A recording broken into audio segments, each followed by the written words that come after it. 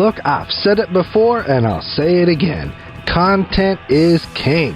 So if you have some content you need created, hit up iopvideo.com. Video production, podcasting, you name it, we can do it. iopvideo.com. We make things look pretty.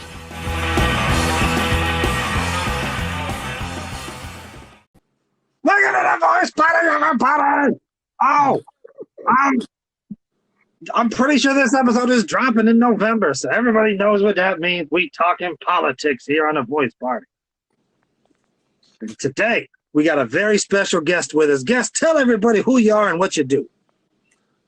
Oh, me? Jael. Yes, sir. Jael myrick, and I'm right now currently a Richmond City Council member on my way out. But yes, that'll be an intro. Yeah. On your way out, but it's a strange political time, right? It is a strange political time. Man, in a lot of ways. Every time I look at the news, I cringe. Like, what's gonna happen today? How can you not? If you can't, something's wrong. If you're not cringing, if you're looking at the news right now and it all looks normal and A-okay to you, there's a problem. Man, like, where do you even start? Like, that's in the midst of being in the pandemic. For you, how are you guys working extra in a local politician level? Like, how has that affected you guys? It's different, but we definitely had to at first pass some policies to regulate things under the shelter in place. A lot of that stuff is mostly handled by the county and whatnot, but there were things that we had to do around protection of tenants and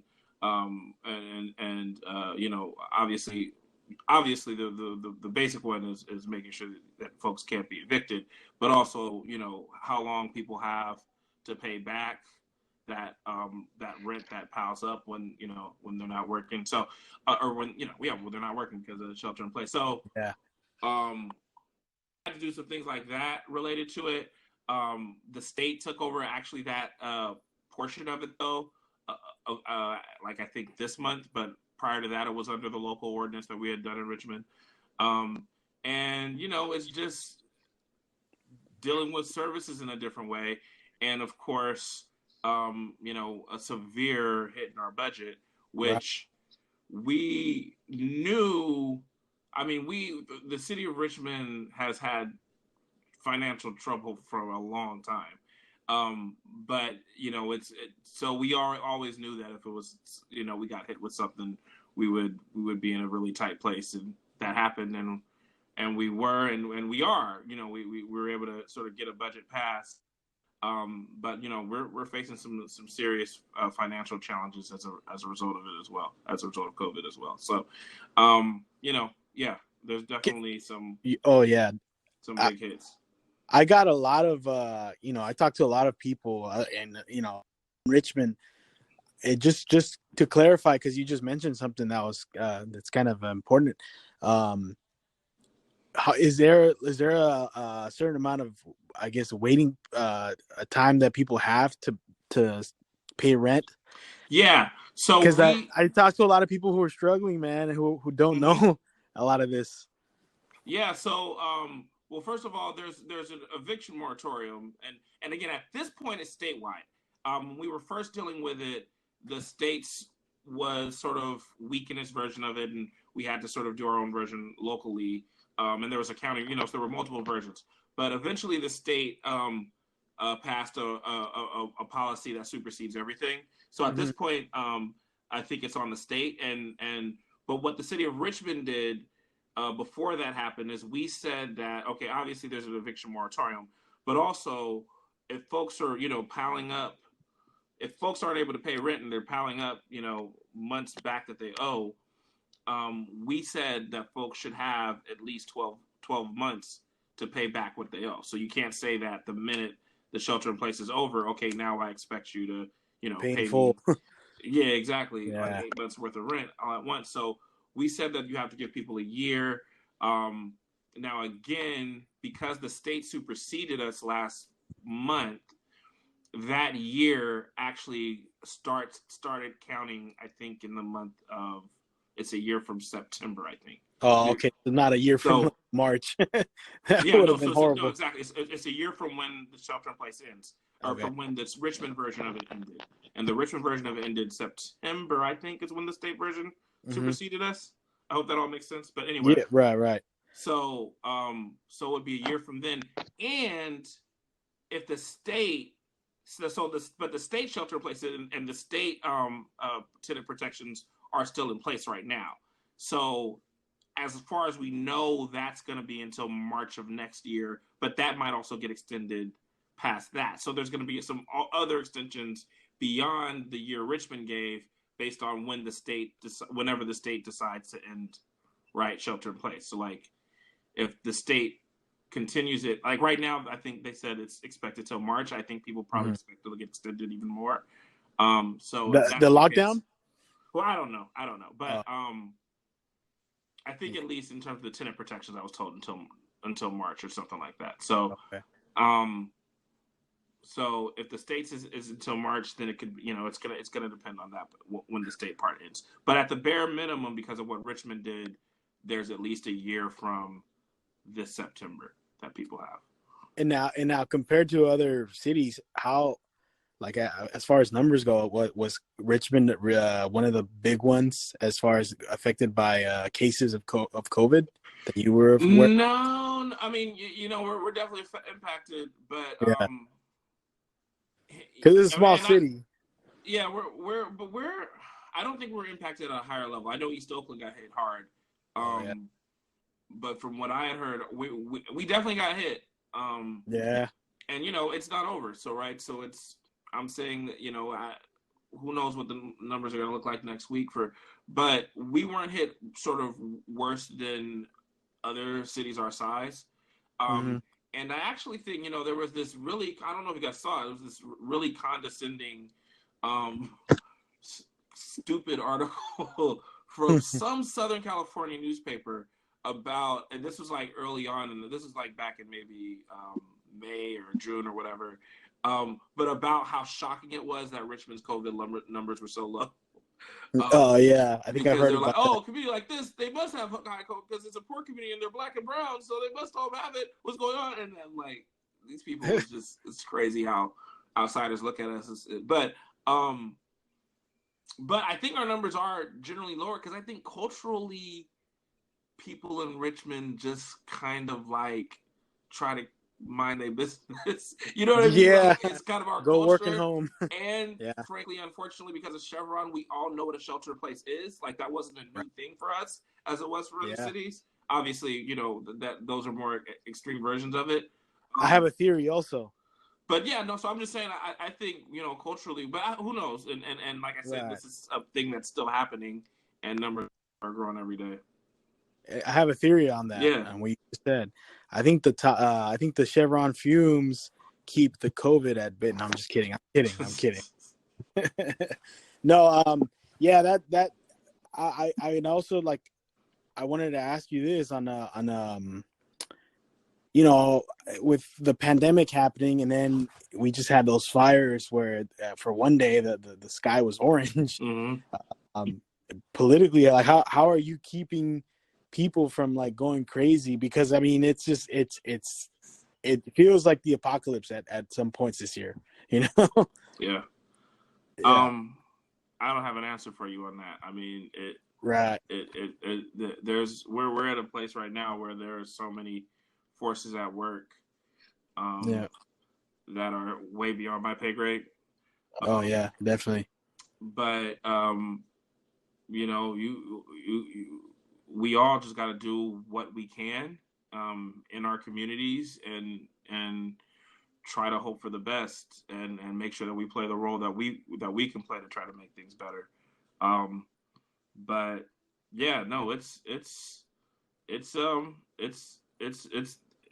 it's some crazy times, like we were talking about earlier. If you look at TV right now and you're not concerned, something's wrong. And forget TV, like you said, just going outside for the past couple of months. I mean, it's just kind of gotten better. So yeah, no, it's hard. Oh yeah. We're all struggling with it. I'm trying to figure out Right. No. Yeah. how to deal with it. You did mention Cards. that you're on your way out. Yeah. As far yeah. Um. Is it I know we talked about it before we started recording, but why is are you just you said you're just done, you've done it for 8 years now, right? Yeah. So this yeah, I've kind of the classic two terms, right? Mm-hmm. 8 years. I think it's enough, honestly, for anybody. But you could run another term, right? I mean, Yeah, just Richmond has if no you term limits, okay. except for I think the mayor seat has term limits, but the city Okay. council has no term limits. Nat Bates has been on that city council on and off since literally the 1960s. Tom Butt has been on that city council since the 90s. Mm-hmm. But I actually don't. I mean, I'm just gonna say this and be real honest, because I'm hoping we can be just candid because I'm in that state of mind nowadays. Oh yeah. Um, I don't think it's healthy. Like, I don't think they should be there. The people who are on the council for a long time, I don't think it's healthy for them or for the public, because I don't think it's healthy for their decision making process. There's something about certain types of elected office, and Richmond City Council is definitely one of it, where there's so much drama and there's so much put on you that you can't help but become a narcissist. If you're not, like, Mm-hmm. you could be the most humble person in the world going into it. Your ego is going to drive you crazy because the process just does it to you. And I've seen so many of my colleagues who don't know that they've kind of lost it when it comes to certain situations. And it's and I could easily, and I'm not saying that I'm better than that, because I'm saying I could easily become that and not notice it, right? So Right. I think people need to sort of serve their time, move on, and make room for the next. And I'm excited about the next generation of people like Dennis Johnson and Melvin Willis, and even Ada Racinos when she was there. I'm excited about the fact that I was like the first of our generation. And then now it's like a whole gang of people behind me. So I'm like, yeah, let that rock. Let that fresh wave hit in, and those fresh ideas. Yeah. Exactly. Just Yeah. wrote. You have to do that. But I want to make this part clear, because I don't think people understand this about politics. I Yeah. think everybody talks about the influence of money in politics, and absolutely the influence of money in politics is a huge corrupting, terrible thing. But people do not sort of realize the influence of ego in politics. And more Mm. often, in my experience, it's ego, not money, that makes people do really stupid or terrible things. And Oh yeah. and Okay. I see what you're saying. it's a constant driver. And I don't think people even are aware of it. Like the people who are doing it, like, I see it so much. So yeah, we have to sort of move through and move on to the next thing. Because here's what happens is politicians can't tell the difference between being passionate about an issue and being passionate about themselves. Does that make Mm-hmm. sense? Like Yeah. their own self gets connected to whatever it is. So because I feel slighted about how you handled this, it no longer matters that I support this policy and concept. I have to destroy this now, right? Like, it's that type of shit. I kind of see what you're talking about, especially when it comes to two politicians who are on the opposing sides, but they agree on an issue. And it seems like even though they agree on they have the same stance, they have to win the fight. I don't know if Yeah, that's kind of what you're talking about. Yeah, which is yeah. not good No, for the there's public. that. It plays out in all sorts of different ways. And I mean, I have to be honest. In Richmond, it plays out probably every other council meeting. And there's some issue that goes sideways just because somebody's ego gets out of check. And I'm not talking about one person, right? Like, it depends on the day. And by the way, sometimes it might be me, right? Right. And Yeah. and I wouldn't be conscious of it, about, you know what I mean? Because that's how it works. So, but pretty much every other meeting, there's something that goes off the rails just because somebody's ego is out of check. Oh yeah, no, that I mean, it happens in it happens in the construction sites. It Right. happens where people jeopardize safety, just to be right. It's yeah. It's And crazy, man. I've experienced that firsthand. One thing I wanted to ask you, since you are, you said you're a few years older than Joaquin here. Couple One years, of right? I can't remember, right? Well, I feel like you were like a freshman when I was a senior or something, right? I don't know if he can. Yeah, You he's there? I believe. What is he? 32. Yeah, I yeah, think. yeah. So I'm Yeah. 35. Oh, okay, Yeah, okay. yeah. Well, that's. I think. I mean, I'm 30. I'm going based Mm-hmm. on what I see with the younger generation. We have a bit of uh, a cynical view at politics, Absolutely. Yeah. and it's hard to when you look at stuff like the debate the other day between Biden and Trump. Mm-hmm. It fuels that even more, and it kind of gets you away from dealing with politics, but also with local politics. With I think in the at a very personal level, it's somewhat. I mean, they're both important, but just as important as voting for the presidential elections. Have you felt like you've had a big impact in getting a lot of the youth in Richmond involved in politics, especially local politics? I would love to say that, though. I don't think I could claim credit for that. I think there's a lot of people um, who have played a role in that. But any role that I've played to help in that, I would be very proud of any small part that I've Mm-hmm. played. Even if just like I said, I was the first person of our generation, kind of up there. So even if just being a sort of Just a um, presence. exactly. Even if that was Yeah. something, then I love, I'm honored and humbled by it. But I think Richmond, even when we were growing up, there was always an activist energy out here. Right. Um, and there's been a lot of folks who've been doing a lot of amazing work in keeping young people in Richmond aware, and I think that's dope about our community.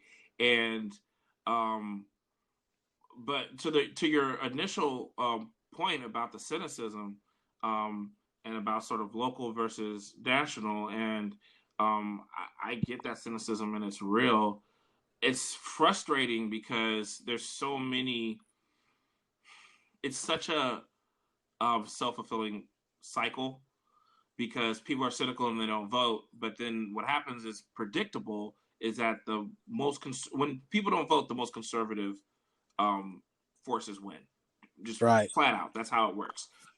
Because the most conservative forces always vote. And cynicism helps conservatism because if you want to do something, if you want the government to do something like provide health care, like create tenant protections, like any of the things that we talk about, then you need you need people to believe in it and to help it so that it'll work. Um, and when we all step away from it because we don't trust it, it creates a self-fulfilling prophecy, even though there are legitimate reasons why people don't trust government. Right. But what I would just say is, as somebody who's been following it since I was a kid, working in it, through a good part of my adulthood, um, and watching the elections that I watched, we would be a completely different country right now. Things would be so different if people just voted at different numbers in, say, 2000 or 2010 in that midterm election. Like, Mm-hmm. we blame Obama for a lot of shit, but what would the Obama administration look like if the people that voted in 2008 just also voted in 2010 and Yeah. actually had a Congress to work with that entire time instead of having to compromise? People are like, "Oh, why are you compromising?" He has to compromise. He doesn't have a choice Yeah. because we didn't vote, and now he has to deal with, pseudo fascists in the Congress. And now, of course, those pseudo fascists are in the White House and the Congress, or at least the Senate, that is. Yeah. And about to take 6 seats on the Supreme Court, like it matters. And so, Yeah, because it's not just the president. That's the thing about democracy. That's right. the people don't. Yeah. So, but the president matters too, again, because those, those Supreme Court seats, if nothing else, but also for so many other reasons. And it's important to be involved locally, but people have to understand how local government is impacted by federal. I'll give you two examples right now that I've been thinking about recently. One of the things that we in Richmond have struggled with, and I have to admit did not do a good job with. We're trying to do better now, but certainly during my first sort of term on the council was a big embarrassment in terms of the way that we handled was our housing authority, the Richmond Housing Authority, and a lot of the buildings there which were in disrepair, and tenants were living in very bad conditions, and a part of that absolutely is our fault. It has to do with mismanagement. It has to do with incompetence at the local level. But another part of it, that's a big part, is the fact that the federal government, and this has just only gotten worse, and frankly, this was bad under Obama, but it's only gotten worse under Trump. The federal government has made the decision not to fund housing authorities. So basically, wow. I mean, and when I say not to fund them, they still fund them, but they don't fund them for what they need anymore. So what it used to be is the city of Richmond was just sort of a pass-through of this federal money that that was supposed to maintain these properties, and so the federal government has made the decision, to basically start the process of slowly defunding all that and forcing cities to either, we had to do a lot of RAD conversions with a lot of ours, which RAD conversion is a government way of saying privatization. Okay. And, none of us wanted to do, but it was either that or continue to have the buildings and the people there live in, in squalor and whatnot. So you were saying basically just so it's Richmond funding what the federal government used to fund before. Essentially, right. Yes. Right. Yeah. I mean, because basically, it's us making up the gap, basically. Wow. So it's us trying to figure out how to fill the gap and trying to close it. And so we've had to do some creative things. Things are better, I think, now than they were, and I know they are better than they were in 2014 as it relates to the Richmond Housing Authority. But we still have a long way to go, and a lot of it has to do with the fact that the federal government just does not fund the housing authorities where they should fund them anymore. So I say all that to say you could do the right thing locally and try and do your best locally and still be stymied when you have people at the federal government who don't believe in supporting communities like ours. Right. Another example, well, so you can cook a good meal in the kitchen, but you need good produce coming in. Right. Yeah. That's a great example. That's a great way to put it.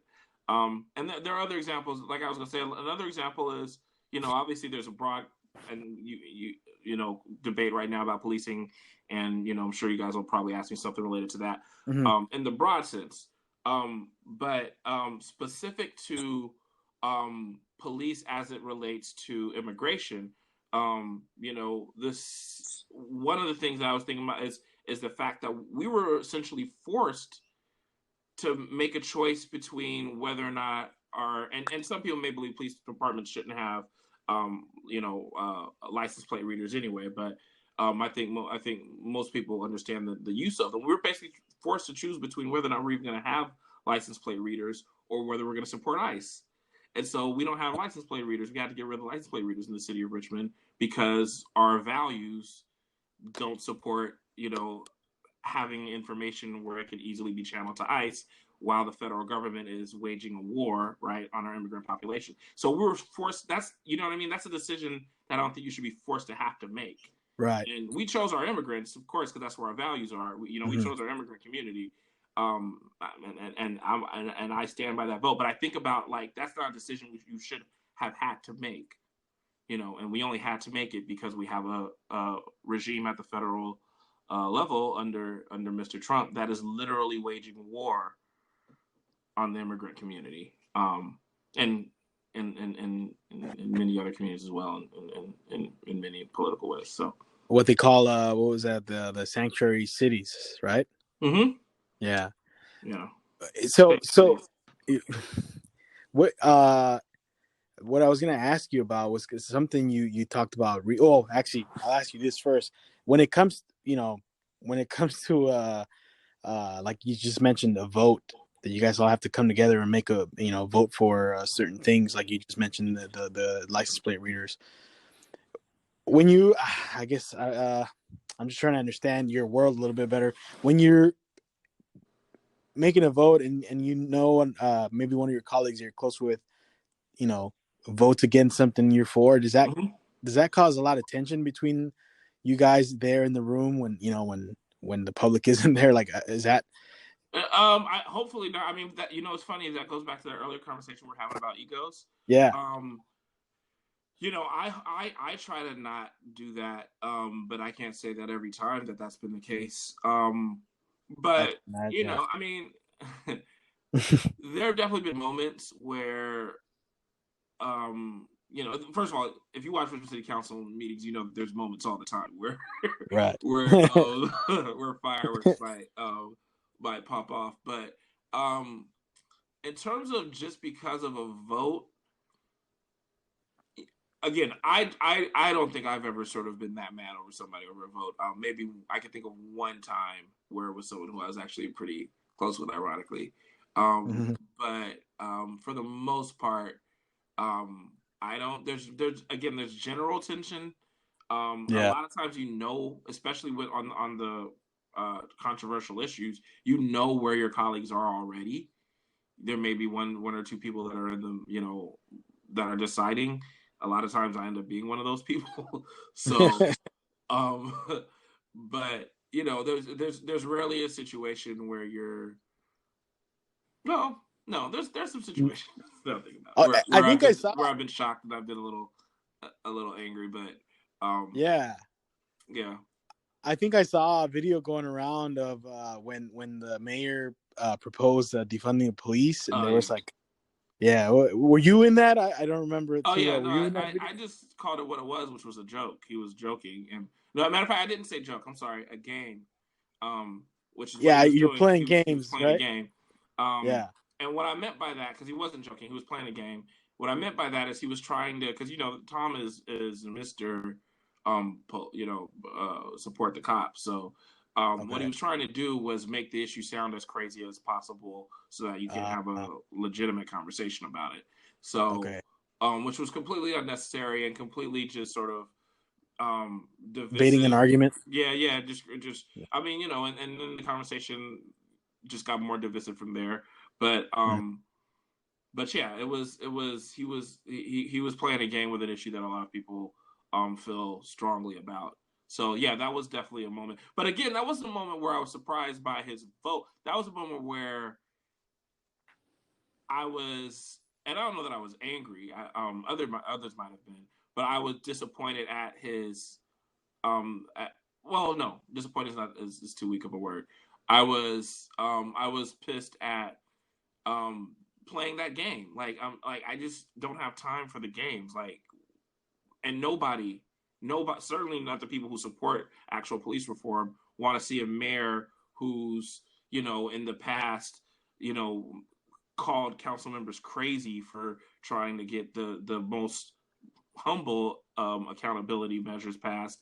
I don't think the public deserves to see that mayor joking and playing games about an issue that serious. Right in the aftermath. This is like maybe 3 weeks after the George Floyd video went viral. So this was like right in the heat of that. So he's just being divisive and playing gamesmanship and the Machiavellian nonsense that he does because I guess in that moment I did get a little upset. Yeah, it was a lot of tension, and I first saw it and I didn't know what was going on. I thought maybe you guys were against what he had proposed, and then I just that video was viral in the community for a while. Yeah. What I was going to ask you was you mentioned something about this is something I'm very passionate about, and I wanted to talk to you about it.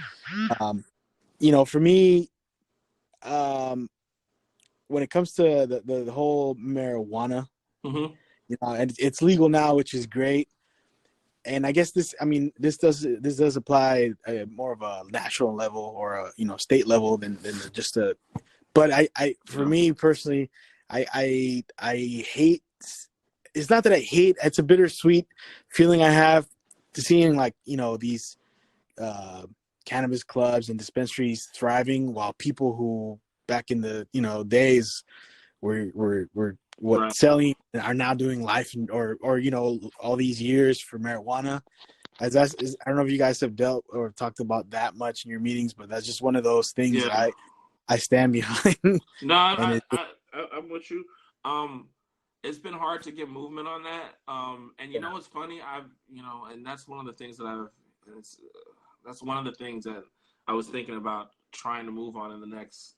I got like so little time left, but I know Dennis Johnson cares a lot about that. And before him, Ada Racinos, when she was on, was trying to get some movement on that. That's the one thing I want to sort of stay a little bit longer to try to fix and get figured is, in Richmond, we have 3 dispensaries, and we've had them for a while. And all 3 of them actually came to Richmond before I even got on the council. And then we officially made it just the 3 because when I first got on the council, and it's interesting to watch so many things in society change over time, right? Right. And attitudes on marijuana, even in Richmond, in those days, every time there was a conversation about them, and there was another one that we're trying to get situated, every neighborhood would come out. And when I say the neighborhoods, of course, I'm talking about older people in the neighborhoods, because that's who comes to, at least in those days, we're coming to council meetings on a regular basis and coming to neighborhood councils and all that stuff. They would come out and say, "What the hell are you doing talking about permitting a dispensary in my neighborhood?" And there was literally nowhere left in Richmond, frankly, to do a new one. You had 2 in Hilltop, and then Hilltop did one other one. The dude tried to do one by the movie theater, which would have been, which was big. By Party City? What's that? Was that by Party City? No, where I forget what's there now. Is it a bank there now? It's been so many things. It was La Revolucion for a while. When I was a kid, Mechanics Bank. I think it might be Mechanics now. Anyway, so this huge one over there, and that was super unpopular, especially because Hilltop already has 2 others. But also, that like it was very arrogant of them to want to even do that one. But anyway, to want to do it in that place. But anyway, so there was all this anti-marijuana stuff, and so the council passed. In those days, they just sort of limited it to that 3 and said maybe if one other one comes, we'll let them in. But I do want to say, of the 3, 2 of the 3 are run by people of color, are owned by people of color. One is owned by a woman of color, Latina. So I do want to make sure that folks understand that. Definitely. So, but I remember when Ada came on and we were talking about how do we add in because we're updating because then of course this is back when it was still illegal. It was just medicinal, right? So then around, what was it, 2016, 2017, 2016, the Prop 64 passes, making it legal. And then we have to update our ordinances 2017, 2018 for recreational. And when Ada Racinos came on in 2018 to the council, she and I were talking about trying to do some sort of equity program for communities that have been hit. And again, there was support for the idea, but if you when it came to the idea of we should be able to have another dispensary, it was a non-starter. And then when Dennis Johnson came on the council, he also has brought up the issue, and so I've been trying to support him, and I might hit him up and see if we can try to ramp him through in the next 45 days. I doubt it. You have 45 days left? Maybe a little bit more than that. I'm sorry. What is it? I've got until the end of this year, but the 15th. Okay. But you know what I mean. Right. Okay. I'm counting the days, but I do think that now is a time for us to really look at what that equity piece looks like. We've passed resolutions and things like that for staff to get back to us on what an equity plan will look like, and so I am going to try to push and get some of that done. But I don't know if the community would be there for allowing a new dispensary for somebody who, and making it clear that it has to be someone who's from a underserved population or from a population that's been impacted by the drug war. we haven't been able to get that, which I think would be a key piece of it. By the way, I do want to mention that we did expand to basically unlimited permits as it relates to cultivation, and there's a larger number as it relates to manufacturing in the city of Richmond as well.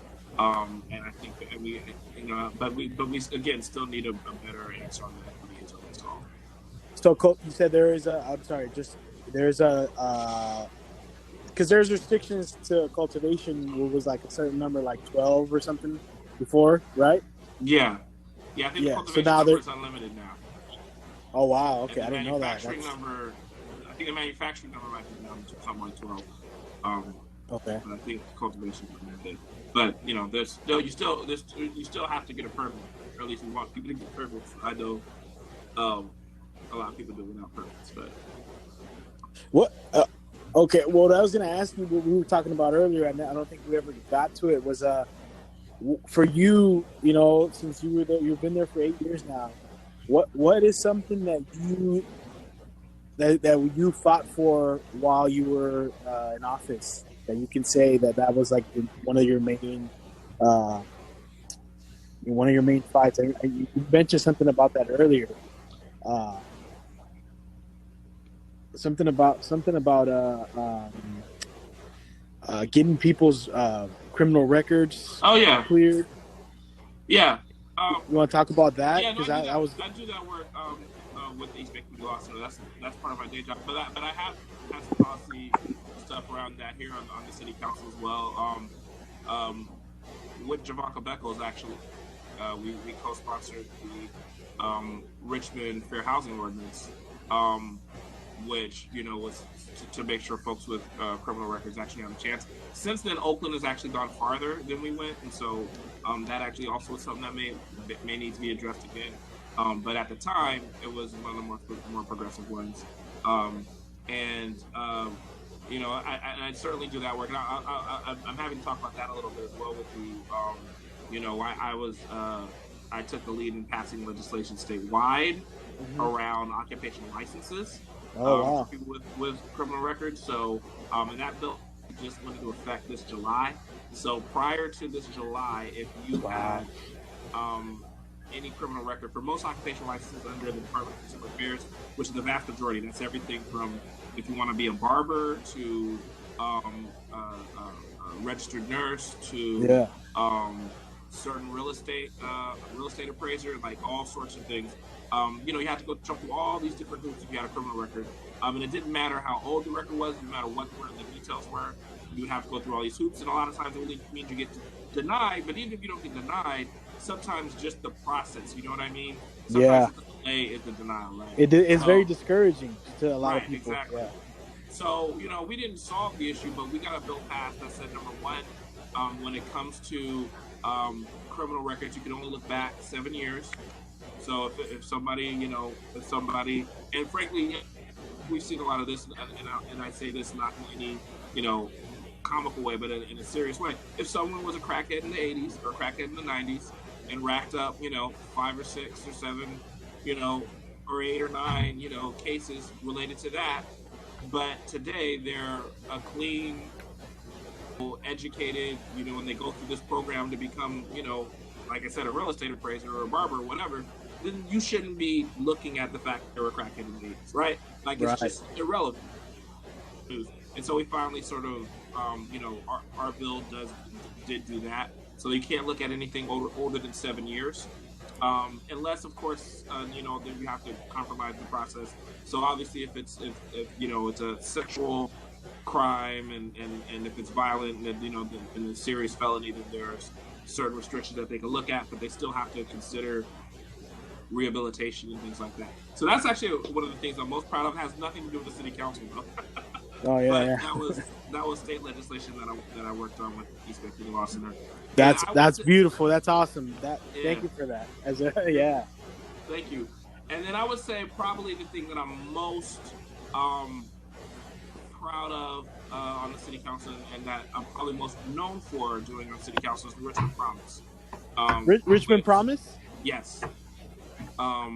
Which you may be aware of already, but guarantees Richmond youth when they finish high school that there will be money for them to attend some college, whether that's community college or university, whatever the situation is. And how new is that, if you don't mind? Just so we created it in 2014. The first class was 2016. So the graduates of 2016 were the first students to be able to take advantage of it. That's great. That's a huge one. Wow. Yeah. So that was a big one, and that was one that motivated me actually early on in terms of really even running for city council, was the idea of creating doing something like that and trying to sort of create a college going culture in the city. Because just growing up here, I always understood that I had certain privileges because my parents went to college and I was expected to. And right. most of my peers were not expected to, and that aspect of it, right? It's so much different just knowing that you're expected to. And so I wanted to, like, what can you do as a city to tell the youth that you expect them to succeed? And obviously knowing how our generation got no help in terms of education, and obviously there's FAFSA and there's programs, but right. We had to dodge bullets too. Exactly. So I really wanted to make it so, we could say that if you live in the city of Richmond, you go to one of our, actually Richmond was going to be public schools, but actually the final version of it is any school, that there's going to be money for you to go to college. And we wanted to get it where it's, where it's the full ride. It's not really the full ride. But there's also we created an infrastructure with it that can help students to access other funds as well. Mm-hmm. So for a lot of students, it ends up becoming that indirectly. So, right, the city of Richmond doesn't pay for it, but they help them find the other grants and chips they need to attend it pretty much free. And because our population, is so much on the lower end of the economic scale, most of our youth are eligible for a lot of money. And Richmond Promise helps them find it and is able to provide them money to fill in the gaps. That's a beautiful thing, man. I mean, I'm glad it's there now. I wish something like that would have been around, but it makes me happy that it's available now in the younger generations. Richmond's come a long way, as you know, from I believe. I mean, you're 5 years older than me, so we're around at the same time. Mm-hmm. What do you think has been one of the contributing factors to Richmond changing to what it was when we were kids? You mean in terms of violence? Violence, yeah, right. Yeah.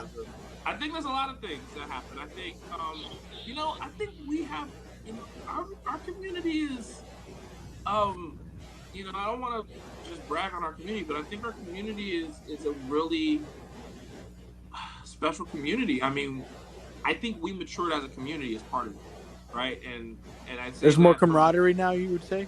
I think we matured as a community. Matured, okay. Yeah, and I think even like, when you talk to the OGs who were doing stuff then, they're trying to help now. Right. There's still definitely every now and then there's still waves. And this year we actually have seen waves of it picking back up. And some of that's probably to be expected because of the pandemic and all the craziness going on. But again, nothing is nowhere near the levels it was, like you're saying, back in the hyphy era and the 90s and all, back when we really had the reputation. And I just think a lot of it has to do with the community just matured. And I think there's a lot of different stories, and there's different policy decisions. Don't get me wrong, and I can completely be a politician and try to take it, take credit for things. But there's definitely programs that mattered, like obviously neighborhood safety, a lot of the community-related programs.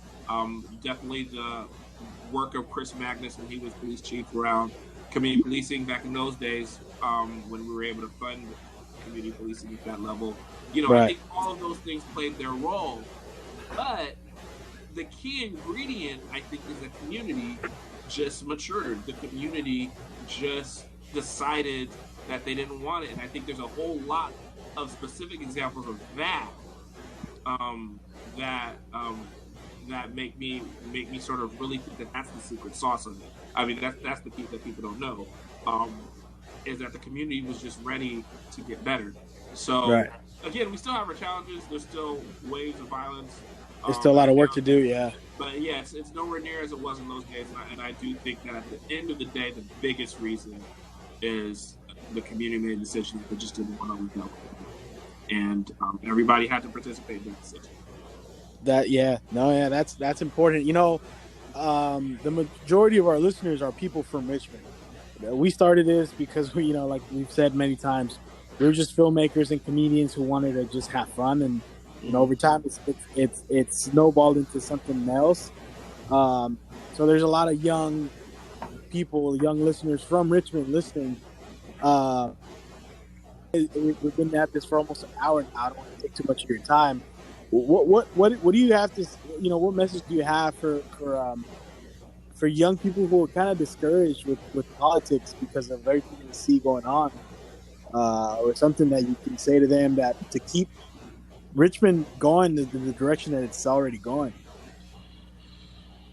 Well, I mean, in terms of being discouraged in politics, I am that as well, and that's I have to be honest. I myself am discouraged in politics, but you can be discouraged in politics and still believe in your community. Right. You can be discouraged in politics and still understand the necessity of engaging in it. And so, I guess what I would say is, so I'll do it in two levels, because I think there's the local, and then there's the like we're saying, national. Because I think a lot of things we're discouraged by have to do with the national. And even though not to say that there are not things at the local level that our people are discouraged by as well. But I would say locally, again, as I said before, all we can do is what we can do. All you can do is your best, and to try to make sure that you affect changes in the ways that you can. Nobody has all the answers. Right. A lot of that was one of the most interesting moments for me and scary moments for me after I came on the council, is realizing the power that I actually had, and realizing that, because again, at the time I came on, I was the only one even close to my age, realizing that none of these people who are so much older than me and who have been here for so long, none of them had this figured out better than me. In fact, because so many of them, frankly, were arrogant and didn't do their homework, I knew a lot of the issues better than them. And that was a scary realization. Because it's like, oh, I can't just follow you or follow you. I have to figure this out for myself, right? Right. But despite that, coming to that conclusion, recognize that that's true about you and everybody. Nobody has all the answers. Everybody's just trying to figure it out.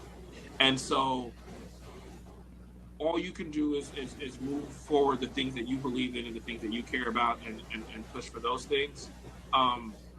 We have to engage, though, because when we don't engage, we just completely give it over to the other side. We just completely give it over to people that don't give a damn at all. And definitely. And this would be a different world if young people voted at their numbers consistently.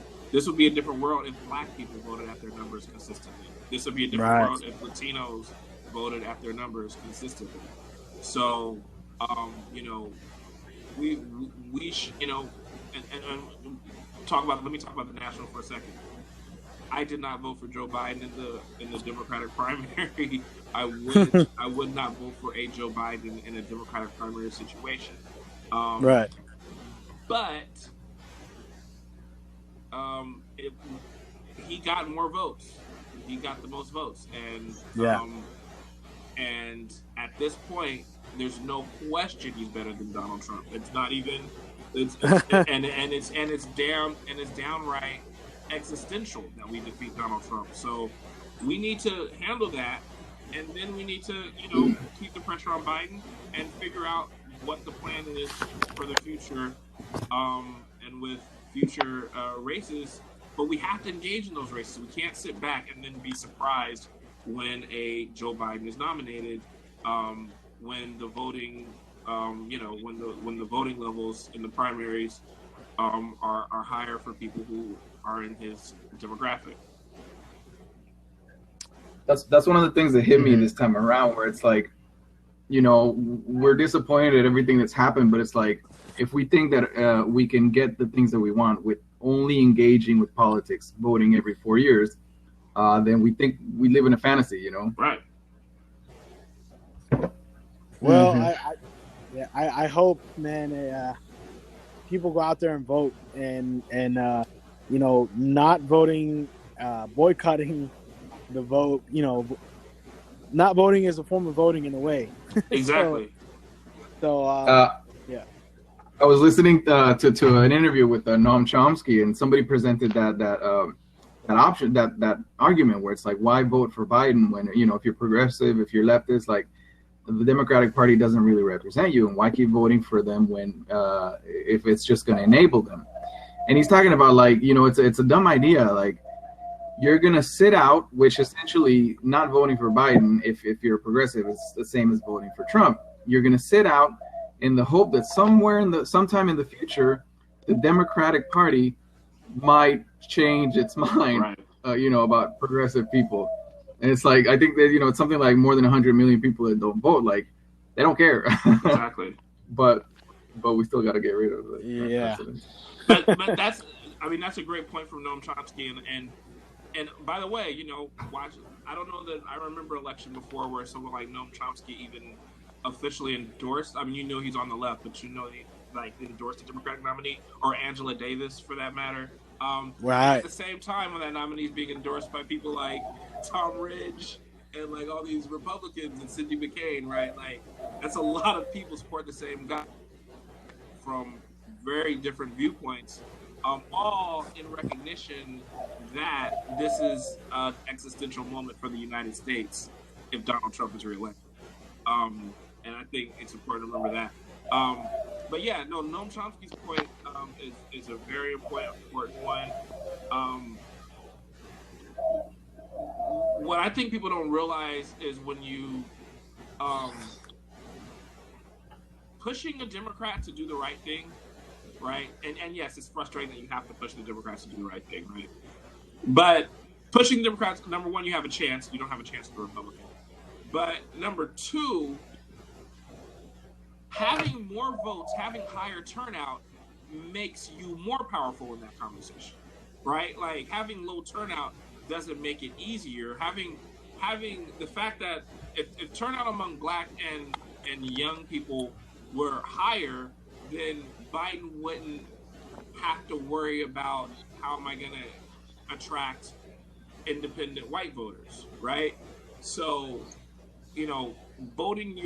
punching at your weight, voting at your level, increases your ability to impact everything. There would be a more progressive Democratic Party if everybody voted. Right. Yeah. So it's not all, majority centrists that are going up against the Trumps. Man, it's been a pleasure talking to you, and based on a lot of the stuff that you said, man, I kind of wish you were running another term.